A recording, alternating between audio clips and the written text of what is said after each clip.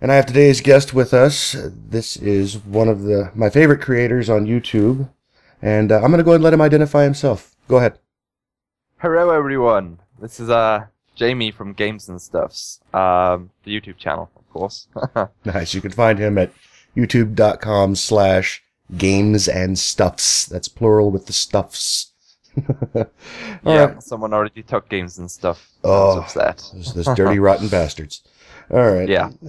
Okay, so we've got games and stuff. Where are you from, Jamie? I'm from Wales, which is right next to England in the United Kingdom. So a lot of people might be unaware of where that is, but I'm sure Google can tell you. Oh, of course. Yeah. Well, I mean, we've got a location there. Is the weather kind of like what England is like? I mean, because I understand it's quite overcast most of the time in England. Yes. Yes, wow. it's pretty bad. I live next to one of the rainiest cities in the country, pretty much. As bad as Scotland, some would say. Oh, well, that's a place I do need to visit. That's for sure. Yep. Okay, so we have our YouTube creator. What do we have? We've got we've got who you are. Yes. Yes. Yes. Yes. Okay. And I assume that that your fans and whatnot have inspired you to do all kinds of things, like your 2000 video. Why don't you go ahead and tell us about your 2000 video and your inspirations behind that? So pretty much, I didn't want to do just a regular video again. Like my 1000 video was just me showing how I do that video camera overlay effect for anyone else to use it. I wanted, to be honest, I knew that it was going to be public knowledge that I don't have a job and things like that. And I wanted to explain why I didn't have a job, before YouTube. Technically, YouTube's my job right now, but I'm still not getting paid, but it's like volunteer work. So I wanted to explain it, in a video, and I also wanted to, sort of get it out there, my YouTube favorites and people who've inspired my channel to be where it is, and inspired me to be who I am, as you see me on YouTube. So yeah, I just I got a list of people. Some of my favorite YouTubers didn't make it on there because there's only so much time you can, of course, fit in there. But I decided that it'd be good to show my fans the people who've made me, and who they have to thank for me. Oh, very nice. And speaking of, you also went to BlizzCon. That's what that inspirational video had to deal with. Did you meet anybody interesting at BlizzCon? Did you meet any fans? I didn't meet any fans, although I was talking to one on Steam, and she wanted to meet me, but she lives like an hour away or something, and it didn't end up happening. Oh. I'm open to meet and greets, but no, I didn't see any fans. I'm not quite that famous. Well, did you meet anybody that you're a fan of? Fan of, yeah, definitely. I met Husky, StarCraft. We talked briefly. It was mostly that fan videos, fan questions. He did some Q&As. I met Swifty, but that was only like a brief sort of meeting. I was trying to, me and Davis from the Warp Zone, we were trying to set up a meet, but he was like, "Oh, I'm in." I was like, "Where are you, dude?" And he was pretty much in the Diablo 2 line, the queue for Diablo, not Diablo 3, sorry. Right. He was in that queue the entire time. The queue was, let me tell you, the queue was huge. I was looking, I couldn't see him, but I did see Dodger from Preshow to continue. We spoke for a while.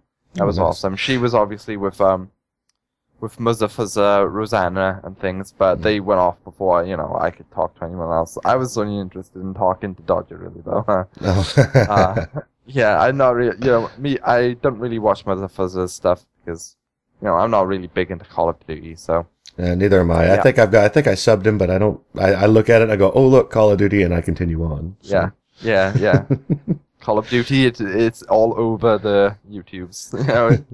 Nice. So So other than that, have you had any support whenever you started posting to YouTube, and did your family find out that you're a YouTuber? Support wise, it started off obviously as a hobby, and it still technically is a hobby. But since I started it, I put up a few experimental Let's Plays, see what people thought, and it turned out people really liked it. So then I decided, my personality, you go all into something, you know. So I've been going all into it now for as long as I can, delaying the need for a real life job as long as I can, trying to get this thing to lift off. Right. Yeah, because doing all. Some YouTubers have editors and things like that. When you do it all yourself, if you're putting out 3 videos a day, it takes a lot of time. Oh, of course, you've got whatever time you put into the video, then of course cutting, and then all the processing behind it, and then you do something extra. You have the face cam going on, so that probably takes more time to place, doesn't it? Yeah, trying to match up the face cam with the audio, it's a nightmare, but it's worth it. Well, that's fine. So, but other than that, you've got a little bit of support, I imagine. Then, just because it's a hobby and it's something you like to do, then correct? Yeah. Okay. Yeah. All right. Okay. Well, let's see here. Moving on, we've got. I mean, being a YouTuber producer, producing content like you do. I mean, the beautiful part about it is you get to be a fan. Who are you a fan of? I mean, out of all the stuff, when you would take a break from creating, and you're just like, "Whew, I am done with this." Who's the first person you turn to? All right. So the channels I watch mostly then, because I watch a lot. I'll admit that a lot of YouTubers don't watch YouTube as much. But I kind of do. Maybe that's why I'm influenced by it so much. But I don't watch much Let's Plays, but Toby Games, I watch all of his highlights because they're hilarious, obviously. I watch all the Tobuscus videos, all of his lazy vlogs, because they're really entertaining for vlogs. I watch pretty much all of Press Hard to Continue and the Game Station projects, because I love that network. It's always got something fun and great. Of course. But besides that, I guess those are the channels I watch most. I watch a lot of Brie Esrig. She does little skits. Ooh, I don't think I've heard of her before. Is she on your sub box? Yes, she is. Ooh, I'm gonna have to look her up then. Okay. Yeah. Well, that hilarious skits. Yeah. Awesome. What would you say would be the hardest thing you've had to overcome as far as making the YouTube videos? I mean, what was the learning curve like? For me, it was a big deal because I suffered with anxiety issues and things. So first of all, getting your voice on there, everyone hates their own voice. Oh, of course. And I was stressing over that a lot. And then the face cam, you stress over that. You stress over everything pretty much. But I think it's been good because it's helped me realize that I'm not such a freak. Well, we are all unusual, just like everyone else. I wouldn't even worry about it. So yeah, and you can you embrace it. You can, especially on YouTube, because a lot of people like the weird people. Oh, of course. They're the famous guys on YouTube. But yeah, I think that was the hardest thing to overcome, was that, and then dealing with trolls. I don't get many trolls. I suppose more come with popularity, but even when I do, a lot of the time I didn't even have to deal with it because my fans just deal with it for me. So, yeah, you'll get those. I mean, like if you ever look at some of the larger YouTubers, like let's take Trade Chat for example. I mean, you'll see a lot of comments on her stuff that says tits or get GTFO and stuff like that. And you have these other guys go, "Stop being that way," and they'll just go on and on. And it'll be this large troll versus night battle. It is. Sometimes it's hilarious. Sometimes it's like, oh, I don't want to read this right now. So. Indeed. Okay, I think we've covered just about all of that. Do you want to run us into our next song on the playlist? Okay. So any of you that watched my 2K subscriber video, this is the song I wanted to use at the start. It's really inspirational. Problem was I couldn't get an email back from the the band, so I couldn't get the rights to use it. But it's an amazing song, and I hope you guys enjoy it. And the name of it is? Oh, the name of it is it's Flowers for a Ghost, and it's from Thriving Ivory. Okay, there we go. Flowers for a Ghost from Thriving Ivory. And we're back with Jamie from Gamesandstuffs at the YouTube channel, youtube.com/Gamesandstuffs. That is a plural stuffs, if you're looking for it. Apparently, some other joker got Games and Stuff, so there you have it. So let's go into some of the stuff that you're currently doing and working on. Some of your favorite things in the past. Well, what projects are you working on right now? Right now, I'm just I'm doing my Skyrim Let's Play. Actually, I've got a lot of Let's Plays going on because obviously a lot of games have come out like in the last couple of months. Oh, of course. I've got Skyrim going. I think that's the main one. I've got Dead Island with a couple of friends of mine. Dead Space because I started that in the live stream. And Resident Evil 4. I've got those going, and I've obviously got the Best Bits, which I recently started up, which it's been getting a lot of good comments about. So, well, of course, you've got. How many videos have you posted up already? For the Best Bits, no, I mean grand total. Oh, grand total, I think it's somewhere around 360 now. 360. So you have 360 videos up. How long have you been posting up to YouTube now? I started doing the Let's Plays. I think it was around March 2011. So in under a year, 360 videos. That is more than a video a day.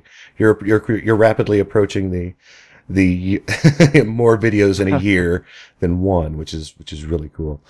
All right. Yeah. So and you do live streams, you say? Well, and you can't even speak today. Let's play. You see, you did of Dead Space, and were there any other games that you did a live stream of? Yeah, on Halloween I did a Let's Play for Dead Space. That was like 2 hours, and then I did some Q&A afterwards. That was like a Halloween special, and then for my 3,000 subscribers, I did a live stream for Amnesia, 2 custom stories. I managed to fit in for that, and those are the only 2 live streams I've done. Well, I did like a 30-minute Resident Evil 4 live stream, but I don't really count that. And people keep asking me to do more and more, so I'm trying to get all the quality worked out so that I can sort of stream it in 1080p and everything, and then upload it to YouTube, and it's good quality. Because right now it's not very great quality when I upload it to YouTube. Right. So, in my personal preference, honestly, for some video games, because YouTube's uploader mangles the videos so much, I don't see any real point in going beyond 720p. Because I've tried something higher, and I was just like, wow, this is crap. This is supposed to be high definition. Why am I still seeing gradient lines? What's going on? So yeah. Well, it depends. I think. I think it depends a bit on the bitrate you use as well. I've uploaded like 720 and 1080s, and there's a slight difference, but a lot of people don't think it's justified for the extra length in upload time and whatnot. And I think so. I think it's more than double what a 720p is, isn't it?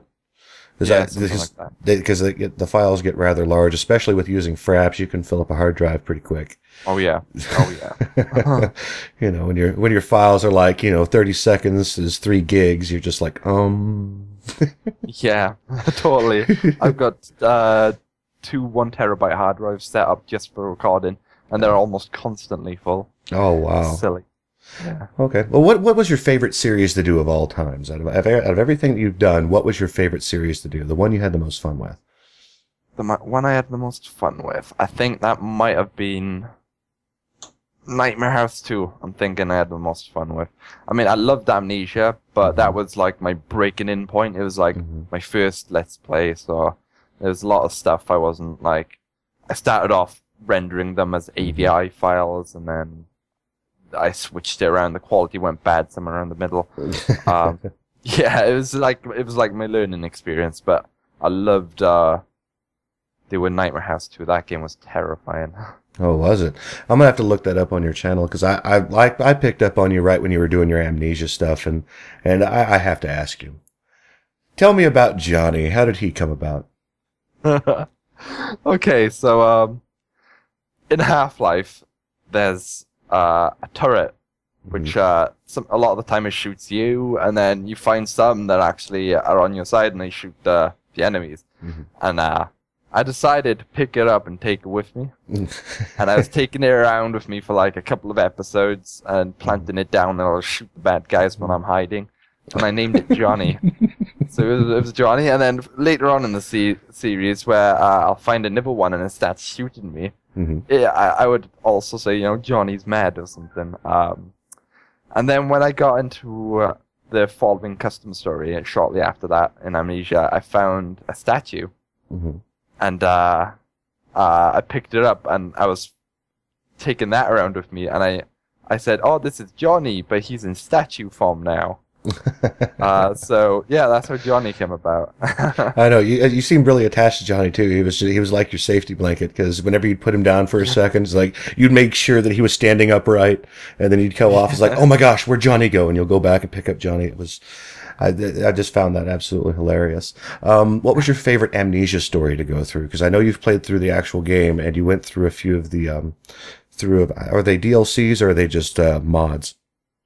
They're just like custom stories that anyone can make them, wow. And then you download them, and you know, you play it. I was thinking about making one myself, but it'll take quite a lot of time. And then when if you let's play your own custom story, you know what's gonna happen, so it's not that great then. Yeah, you're kind of walking along, you're like, yeah, Boogeyman's over there, run away, all right, get in the closet. Yep. Yeah. It's not It's not the girls squeal-inducing scary that you normally get, you know. Indeed. I'm trying to think of my favorite custom story. There's this, and I know what happens in it, but I can't remember the name of it. So I know you did Justine and you did White Knight. I remember those two. Yeah, those were good. There was this one where I'm in sort of like this basement, and a lot of my fans are going to remember this because it was probably the scariest part of any game ever. They're probably shouting that out in IRC right now. Yeah, and I'm down there. There's water, so obviously I'm concerned there's a water monster in typical Amnesia fashion. I open this doorway and it's completely silent. I walk 2 steps forward, and this dead body comes flying at me. It's completely naked, comes flying at me, and I jump out of my skin. I can't remember what custom story this is, but I'm sure someone will say. I think it might have been Zombie Escape. I think, but damn, that was scary. Well, I imagine so. Well, then again, that game has a gratuitous amount of naked man body. There's not enough naked woman body in that game. Yeah, so, that is true. That is true. I think you probably scared more of the fact that you got flying bits coming at your face. Oh God! You know. Yeah. Totally. All right. What was the worst game you think you've ever played that you picked up and thought you were going to do an LP on because you were like, okay, this game's supposed to be pretty badass, and then you get a hold of it and you're like, there's no way I'm putting that out. I'll probably get some hate for this, but The Witcher 2. Now it might be a good game, but it just wasn't fun to watch, you know. It's it's one of those games where you can get really into it and do all the side quests and everything, but it wasn't fun to watch, and I was noticing that for the lack of views and the lack of comments and things like that. So that was only like a partial Let's Play. I only did like a few episodes of that before I stopped it. Of course, I know Jesse Cox did a full Let's Play of The Witcher 2, and he only made it entertaining because that's just all he can do. Yeah, that game was rather boring. I'll give you that. Well, I think it's about time to lead us into our next song. What would you like to hear, Jamie? The next song, some of you might actually recognize from my 2K subscriber video, because this song is the song I actually ended up using. It's from a band named 1969. It's like an indie band, and they've disbanded now. The song name is Save a Place. Okay, so there we go. We have Save a Place by 1969. Welcome back, and we are with Jamie of Gamesandstuffs. That's of the YouTube channel Gamesandstuffs, youtube.com/Gamesandstuffs. That's a plural stuffs, not a singular, more than one. And let's go ahead and talk about your future plans. We've already talked about who you are and what you do. What do you want to do? I noticed that you're lacking some cooperative stuff. I know you have a Dead Island thing going on, but what are your future plans for your channel? How do you want your channel to grow? Well, I want to continue the Let's Plays, obviously. I want to do some collabs. I've got one sort of set up with Morpha, obviously from Nordrassil Radio. We're going to be doing one when he gets settled in his new place in Thailand, which is going to be a while. Me and this other YouTuber, the Plex Heated, HD, we're trying to set up a collab as well. It's hard to find a good game that's co-op. I mean, you could play like bad games in co-op, but that's not my style. Let's see, we could play a co-op game that is complete shit, you know. Yeah. Or we could wait for something that's really awesome. Like, well, I know that my buddies were trying to get me to do Left 4 Dead and Left 4 Dead 2, but I'm not exactly sure. I played the snot out of those. Yeah, so. Yeah. They're like overplayed, I suppose. I was thinking Resident Evil 5, but that's kind of old, so we'll see. We'll see. Other than that, and the regular Let's Plays, which are gonna continue until the end of time, we have I've been thinking about starting some animated series. The first one I'm thinking of is like, I have these ridiculous dreams. They're absolutely bizarre. No. And I wanted to put them on YouTube. Like, I'll probably do most of the voice acting and the script and wherever, and then just have someone animate it and make it hilarious, and hopefully it'll get well received. That's something I really want to do in the future, but that's quite a while off right now. Well, if you want to do something like that, there's one guy that I found. His name is Rick Murray. If you ever go to my YouTube channel and to my random epic YouTube favorite folder or playlist folder, you'll find the Minecraft story. You can follow Rick Murray's link into there, and he does some, I mean, it's very cartoonish and it's very stylized to Rick Murray, but I'm sure that if you get a hold of him, he should be able to get you into the correct direction that you need to go as far as who to find for animating, because generally those type of people clump together because it takes more than one person to animate. So yeah, awesome. Yeah, I'll check that out. Totally. Other than that, that's my YouTube plans. Other than that, in the next 2 years, I want to be living in Los Angeles and taking some form of like acting school. That's what I want to do with my life. So. Oh, that's pretty cool. You're gonna go theatrical or filmmaking? Film and TV is my goal, and hopefully then, obviously, since YouTube is blowing up in the as form of like media and everything, you can get some acting done on YouTube as well. That's only short things, but then you can add that to like your portfolio or whatever. And you know, when you're like looking for jobs, you can say, "Hey, look, I did this," and it's awesome. You watch people instead of handing out scripts, they're going to be handing out YouTube videos, you know, written down on a card. Here, go watch this. You're going to have executives with this large pile of business cards, the YouTube addresses on them. Yeah. Well, that's all right. What kind of movie do you see yourself going into? Like action? You know, are you going to be the hero? Or are you going to be the villain? You know, I'll get you. You know. I think I'll play best. There's two characters I think I'll play best. Either the really emo sort of character who's like got all this angst and stuff, or the overconfident cocky asshole. That's another one I think I could play. Evil characters, I'm not sure. I'm not sure if I can pull off the evil.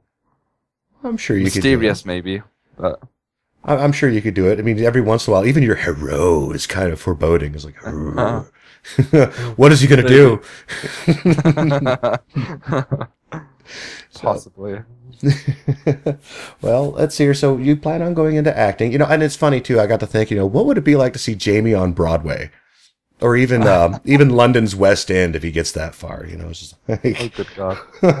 What is he doing? It looks like Jamie's going and he's doing, what is that one that's it's based off The Wizard of Oz? I forgot the name of that one.